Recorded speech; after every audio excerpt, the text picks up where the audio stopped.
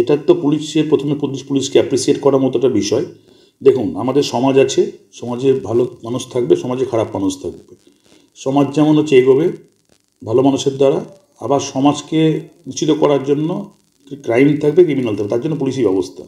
তো পুলিশ আমি দেখছি যে আমাদের যেভাবে এসপি সাহেব আসার পর, এই যে আমাদের কুমার সানিদাস সাহেব আসার পর অনেক জায়গা থেকে ওনার প্রথম যেটা টার্গেট যে ক্রাইম ফ্রি করা এলাকাগুলোকে। তার জন্য বোম কোথায় যেগুলো তৈরি হচ্ছে, বোমের মশলা কোথায় সোর্স হচ্ছে, কারা কারা এই প্র্যাকটিসের সঙ্গে জড়িয়ে আছে, এবং এই টোটাল যে যেখান থেকে মানে মেন পার্ট, যদি আজকে মানে অসামাজিক মানুষ তারা যদি অস্ত্রশস্ত্র পেয়ে যায়, যারা ক্রিমিনাল অস্ত্রশস্ত্র পেয়ে যায়, তারা যে কোনো সময় খারাপ কাজ করতে পারে। তো সেটাকে এই সোর্সটাকে যেভাবে উদ্ধার করেছে, এবং বহরমপুরে যেভাবে এই সোর্সের মধ্যে এই যেটা হলো আজকে অ্যারেস্ট হলো, মানবশ্রমের অ্যারেস্ট হলো, তো এটা একটা ভালো নজির।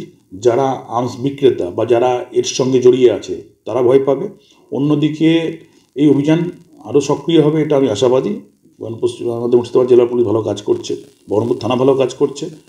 আর এটা ওপেন করার অর্থ এটা যে পুলিশের সমালোচনা করা না, এটা ওপেন করার অর্থ পুলিশকে অ্যাপ্রিসিয়েট করা, পুলিশের পাশে থাকা, এবং যে অবস্থায় যে কর্নার থেকে তার নাম গোপন করে পুলিশকে সঠিক তথ্য আদান প্রদান করা, যাতে এরকম মানে আর্মসের ব্যবসা, কোনো ক্রাইম, কোনো রকম মলেস্ট, কোনো রকম যা যাবতীয় যা সমাজের ক্ষেত্রে চলার ক্ষেত্রে যেটা মানে মানুষ চায় না, সেইগুলো বন্ধ করার জন্য মানুষ যাতে ফ্রিলি মুভমেন্ট করতে পারে, পুলিশকে সহযোগিতা করা দরকার, এটা বলে আমি মনে করি।